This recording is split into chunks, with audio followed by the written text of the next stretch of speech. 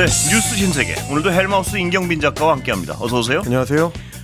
눈길 사고, 큰 사고 나갔죠? 네, 어제 오늘 눈이 좀 기습적으로 예. 많이 내리는 곳들이 있어가지고요.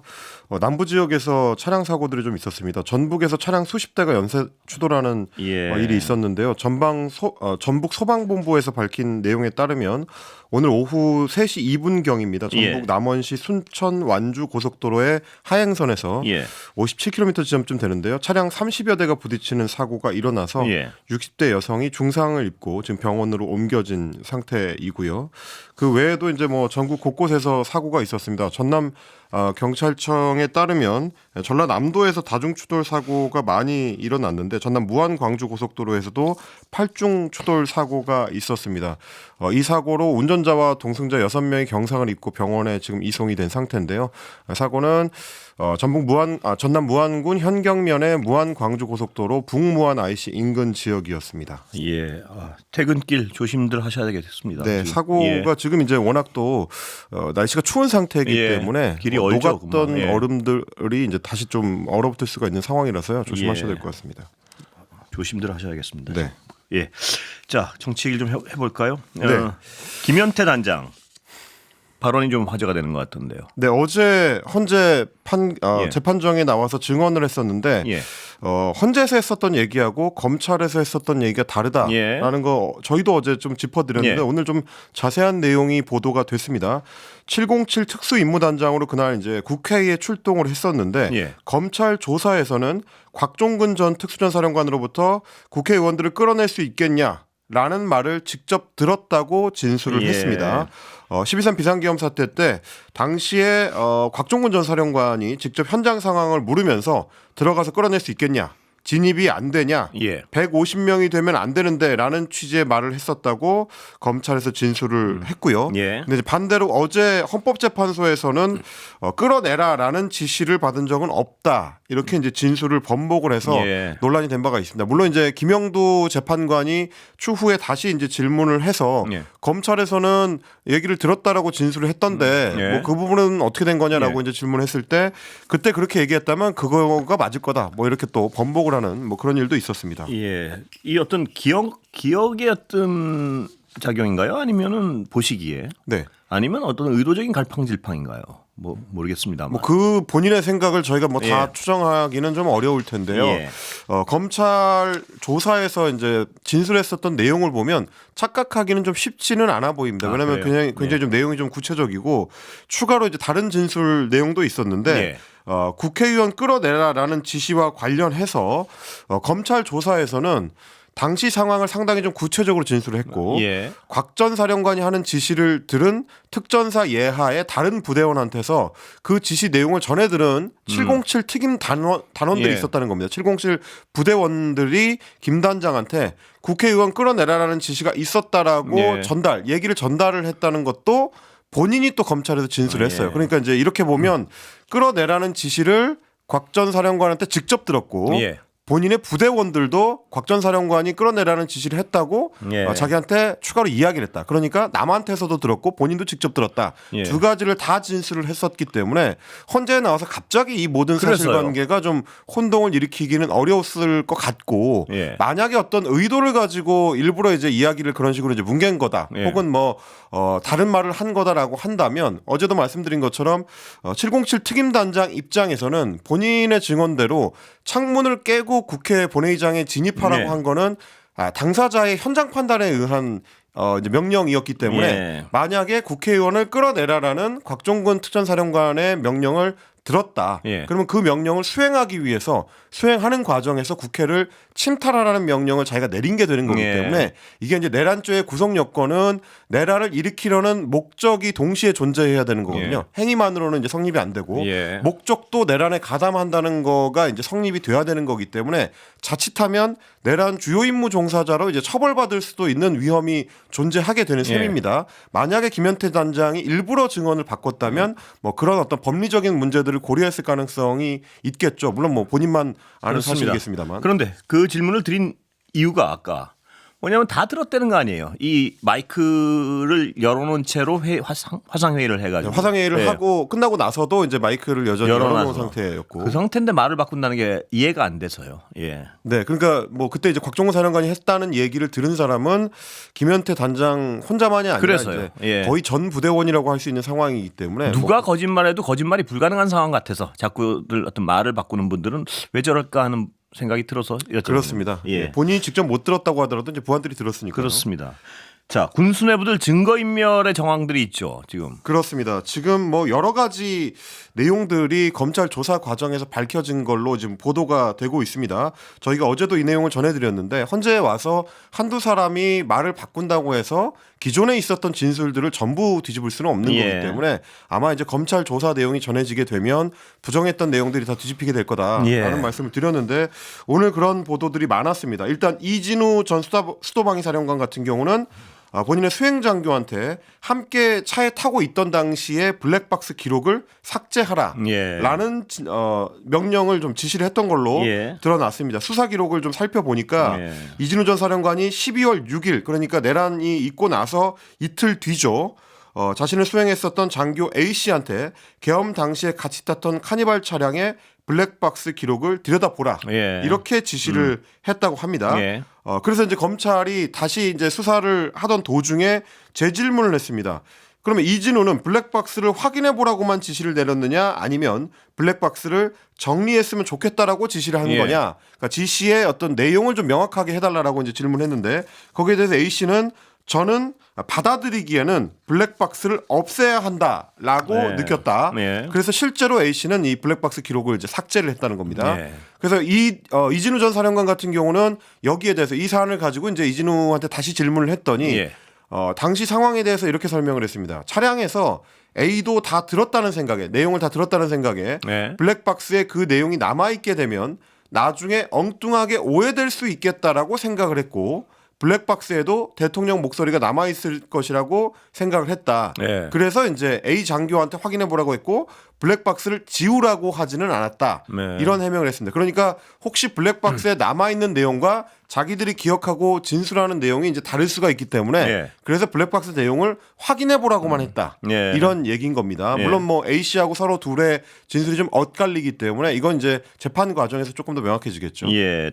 다른 사령관들도 그런 정황들이 나타나고 있죠. 자, 여인영 예. 방첩사령관도 마찬가지입니다. 검찰이 확보한 다수의 방첩사 관계자 진술에 따르면 여인영 전 사령관은 지난 12월 4일 오전입니다. 그러니까 이제 계엄령이 해제가 되고 난 이후에 예. 그 방첩사 간부들을 소집한 다음 정치인 체포조 문제와 관련해 가지고 체포 얘기는 안 했으면 좋겠다. 예. 맹목적으로 그냥 나갔다고 해라. 그러니까 이유가 뭔지 모르고 출동을 했다. 네. 목적 없이 나갔다라고 말을 해라. 이런 식의 지시를 했다는 겁니다. 이건 이제 일종의 말 맞추기를 한 거죠. 예. 정치인 체포조를 따로 운용했다라는 거는 굉장히 좀 핵심적인 내란의 증거 사유가 될 수 있기 때문에 예. 그 부분은 좀 뭉개려고 했던 걸로 보입니다. 특히 여인영 전 사령관 같은 경우는 방첩사 간부들한테 지시를 해서 체포조 운영과 관련된 증거를 없애라고 예. 이야기를 했다고 하고요. 간부들이 이 지시를 중간 간부들한테 전달을 했더니 하달을 했더니 이 중간 간부들이 없애지 못하겠다라고 하면서 집단 반발을 했다는 예. 겁니다. 이후에 이제 중간 간부들이 증거를 보존을 해서 지난해 12월에 검찰이 방첩사 압수수색을 할 때 이 예. 다수의 물증을 확보할 수 있었다라고 하는 겁니다. 예. 그리고 또 이제 검찰이 확보한 증거 중에는 여인영 전 사령관이 체포를 지시한 그 14명의 주요 인사들의 이름이 적힌 메모지도 있었다. 예. 이렇게 지금 확인이 되고 있습니다. 예. 그 메모지는 굉장히 중요한 것 같습니다. 보면. 이게 예. 이제 메모지가 중요한 이유가 방첩사에서 나오는 메모지와 홍장원 전 그렇습니다. 국정원 1차장이 메모했던 그 내용을 맞춰봤을 때 예. 인물들이 거의 대부분 이제 겹치기 때문에 그렇다라는 얘기는 사실상 홍장원 전 차장과 여인영 전 사령관을 연결하는 윤석열 대통령이라는 내란 우두머리 혐의자가 그 어떤 핵심적인 어떤 증거가 될 수 예. 있다. 이제 이런 부분 때문인데요. 검찰이 또 이제 추가로 확보한 게 구민의 방첩사령부 수사조정과장의 예. 증언과 증거들입니다. 이 14명의 구급 명단과 조편성 지시 내용에 관련된 건데 구 과장이 이제 검찰 특수본에서 그 조사를 받을 때 그 당일 밤 12월 3일 밤 11시 4분에 김대우 수사과장으로부터 지시를 받았습니다. 예. 우리 부대 수사관 5명, 군사 경찰 5명, 경찰 5명 그리고 땡땡대 그러니까 부대를 얘기하는 겁니다. 땡땡대 10명 총 25명으로 팀을 꾸려라. 예. 그래서 구금 명단은 이재명, 우원식, 한동훈, 조국 등등 14명이다. 예. 이들을 인수를 받아서 호송을 해서 구금 시설로 이동한다. 라는 임무였고요. 예. 이거를 이제 이 수사 과정에 자필 진술을 통해서 검찰이 파악을 했습니다. 그리고 이제 1시간이 지난 4일 0시 25분에는 신모 소령이 소속된 1조 그리고 최모 소령이 소속된 2조가 순차적으로 축차 출발을 했다라는 예. 진술도 확보를 했습니다. 그러니까 지시를 받고 실제로 조편성을 해서 그 조가 부대를 떠난 것까지 완전하게 이제 확인이 된 거죠. 그러니까 정치인 명단 14명의 명단이 일치하고 조가 편성됐고 실제 출동한 것까지 홍장원 전 차장의 메모하고 일치하는 그런 예. 내용이 확인된 겁니다. 지금 윤석열 피의자 측과 변호인들을 포함해서요. 네. 가장 어떤 대립하고 있는 게 홍장원 1차장의 발언인데요. 그 홍장원 1차장의 발언은 검찰 수사 결과와 거의 일치한다는 그 발언의 신빙성은 점점 더 단단해지는 것 같습니다. 보니까. 그러니까 사실 그래서 이제 헌법재판소 재판 과정에서 있었던 일에 뭐 이제 지켜보시는 시민들이 굉장히 좀 불안해하시거나 조바심을 내시는 분들이 있는데 그럴 이유가 사실 크지 않은 것이 애초에 헌법재판소에서는 검찰에서 이루어진 이제 수사 자료를 증거로 상당 부분 채택을 하고 있는 상황입니다. 예. 그러니까 이제 증인들이 나와서 증언하는 내용과 검찰 수사에서 같은 증인들이 했었던 진술 내용 예. 그리고 이제 증인들하고 연관돼 있는 뭐 다른 어떤 그 진술들 예를 들면 이제 방첩사의 다른 간부들이라든지 네. 특전사의 다른 간부들 이런 그 추가 진술들하고 이제 크로스 검증을 하게 되기 때문에요. 예. 어느 쪽이 더 신빙성이 있는지는 그렇습니다. 증거들을 통해서 예. 충분히 입증이 가능할 겁니다. 그 여러 명의 어떤 그 수사 대상, 그러니까 이 검거 대상 중에요, 당시에. 특히 3명이 이재명, 한동훈, 우원식 이 세 사람이 이 세 분이었다. 이런 게 나오고 있죠. 그러니까 이제 예. 여인영 방첩사령관이나 이 관련자들이 계속해서 새로운 지침을 예. 내리고 그걸 이제 수행하는 과정이 있었다라는 증거인 건데 예. 14명에 대한 체포 지시를 하다를 했다가 여인영 전 방첩사령관이 계엄 해제 의결이 임박하니까 예. 그러니까 굉장히 좀 급박한 상황이 되니까 여야 대표와 국회의장의 신병 확보에 집중해라 네. 라는 추가 지시를 내린 것까지 확인이 됐습니다. 예. 김대우 전 방첩사령부 수사단장이 어제 국회에서 있었던 내란 국조 특위에서 증언한 내용인데요. 당일 오후 11시쯤에 여인영 전 사령관이 이제 명단 14명을 불러줬고 예. 그래서 이제 김 전 단장이 받아 적으라고 해서 수첩에 직접 한 명 한 명 받아 적었다. 이 해당 인원들을 잡아서 수방사로 이송시키라라는 지시를 받았다고 합니다. 예. 근데 이제 수방사라고 하면은 뭐 이 곧바로 이제 연상될 수 있는 게 이미 정비를 마쳤던 B1 벙커에 네. 해당하는 걸 거고요. 어제 이제 국회에서도 그걸로 이해했다. 수방서 B1 벙커가 구금 시설로 이해했다라고 이제 김 전 예. 단장이 증언을 했습니다. 그리고 이제 김 전 단장이 이제 여전 사령관으로부터 추가 지시를 받았는데 계엄 해제 의결이 임박한 시점에 전화가 걸려와가지고 이재명 대표, 한동훈 대표 그리고 우원식 국회의장을 콕 집어서 네. 신병 확보를 지시했다라고 합니다. 출동조를 출동시키는 과정에서 6개에서 7개 조 정도를 출동을 시켰는데 그때쯤에 전화를 받고 다시 출동한 각 조에 전파를 했다. 14명의 명단은 다 잊어버리고 3명한테만 네. 집중해라. 라고 해서 그 3명에 대해서 이제 추가 전파를 했다는 거고요. 이 사실은 이제 김 전 단장의 증언을 통해서만 확인되는 게 아니고 예. 여인영 전 사령관의 검찰 공소장 내용에도 지시를 받고 수행을 했었던 체포조에 카카오톡 그 메시지 알림 창이 예. 있습니다. 예. 그 알림 창에도 이런 관련된 내용들이 추가 전파되는 내용들이 들어 있었습니다. 참 내용이 확인될수록 정말 무서운 일들이 벌어졌다는 생각을 지울 수 없습니다. 보면. 그렇습니다. 예. 그리고 그 구체적인 증거들이 드러나 증언들이 나오고 있고요. 그렇습니다. 예. 아까 잠깐 말씀하셨지만 빠져나갈 방법은 없는 것 같은데요. 이 정도면. 예. 그러니까 사실 이제 검찰에서 혐의 입증과 이제 공소 유지를 자신하고 있는 이유도 예. 뭐 당사자들의 증언이 중요한 게 아니고 오히려 이제 그 당시 현장에 참여했었던 주요 지휘관들이나 그렇습니다. 이제 간부급 인사들 그리고 이제 뭐 증언을 하고 있는 그 사람들의 진술이 추가로 이미 확보가 되어 있기 때문에 예. 뭐 입증하는 데는 큰 어려움이 없다. 뭐 검찰은 이렇게 좀 자신을 하고 더욱이 있습니다. 아까도 말씀하셨지만 그 마이크를 열어놓은 상태에서 지시를 하다라고 그걸 받은 사람들이 들은 사람이 워낙 많아서요. 이 증언에 어떤 오염됐을 가능성도 거의 제로에 가까운 상태고요. 네, 내용 이거- 자체가 워낙 좀 방대하고 그 공소장을 보시면 뭐 이런 어떤 직접 진술에만 의존하는 공소장이 아니고 뭐 카카오톡 메시지 같은 이제 채팅창들을 이제 예. 캡처해서 붙여놓은 자료들이 많이 있고요. 그리고 녹취록이 이제 추가로 그 증거로 첨부가 돼 있는데 아마 녹취록이 있다는 얘기는 녹취 음성 파일을 이제 검찰에서 확보하고 예. 있다는 얘기일 거라 지금 뭐 검찰에서 수사가 좀 미진해 있는 뭐 비화폰이나 이런 관련된 내용들이 추가로 덧붙여지지 않더라도 예. 내란의 어떤 정황을 입증하는 데 있어서는 뭐 제가 봤을 땐 큰 어려움은 없어 보입니다. 예.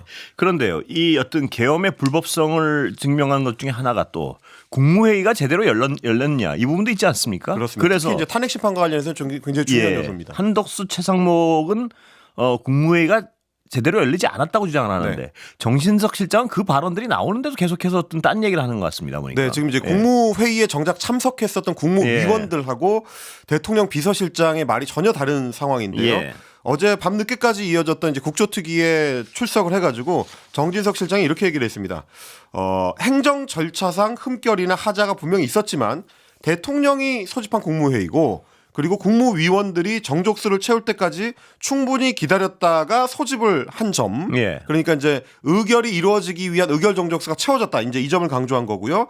그 상황이 급박한 상황이고 보니까 보안을 유지해야 됐기 때문에 통상적인 국무회의로 보기는 좀 어렵지만 국무회의의 본질이 부정당하는 그런 시간은 아니었다. 예. 이렇게 이제 자기 주장을 펼쳤습니다. 그러니까 일단 대통령이 소집했고 정족수에 해당하는 국무위원들이 회의장 안에 들어왔으니 그것만으로도 성립된 것 아니냐라고 지금 정진석 실장은 이야기를 하고 있는 겁니다만 사실 이것도 법리적으로는 맞지 않습니다. 국무회의는 국무회의가 소집되고 의결되는 과정 전체가 국무회의이기 때문에 법령에 어떻게 국무회의가 진행돼야 된다는 게 적혀 있거든요. 그게 이제 본인의 어떤 주관적인 판단에 따라서 이쯤 되면 되지 않았느냐 라고 이야기할 수 있는 게 아니고 해당되는 조건들을 다 갖춰야 됩니다. 정족수만으로 해당된 이 어떤 의결 조건을 갖출 수 있는 게 아니라 의결을 위한 정족수뿐만 아니라 뭐 회의를 개회하는 선언이 있어야 되고 관련된 의제를 상정하는 절차가 있어야 되고 그 의제에 대해서 심의하고 토론하는 시간이 있어야 되고요.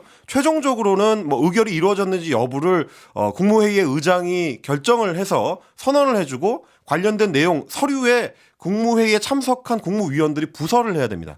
서명을 해야 되는데 이 모든 과정 중에서 제대로 갖춰진 거라고는 정족수 숫자뿐이라면 그걸 과연 국무회의라고 할 수 있겠냐라는 게 지금 한덕수 국무총리를 비롯한 나머지 국무위원들의 주장이거든요. 어제 이제 같은 청문회에 출석했었던 한덕수 총리 같은 경우도 오랫동안 국무회의를 했었던 사람으로서는 도저히 이게 정식 국무회의라고 보기가 어렵다. 그 자리에 있었던 국무위원들 어느 누구도 이것을 정식 국무회의로 진행되지 않았다는 데에는 생각이 같다. 이렇게 얘기를 했습니다.